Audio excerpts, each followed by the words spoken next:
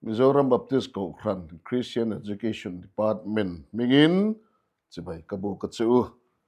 hei kumin sang ni le som ni le paruk atang chuan bungthar kan kai dona kan Sunday school zirlai abikin beginner le primary te an zirlai pa ngai chanpui turin zirlai puitu alem kan siama hei hi Sunday school zirti tu ten man vek ni se tin kan in nge nani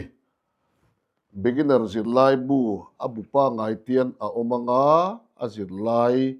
milzel kha alem ti hian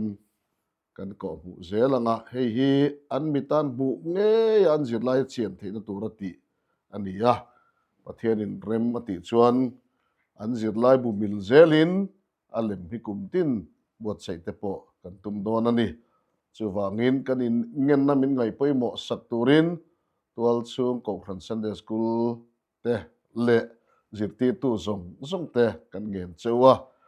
thei topin a zirlai in buat sai ila hemi alem hi an mit bua an thin bunga ti fia turin kan mang zel don nia kalome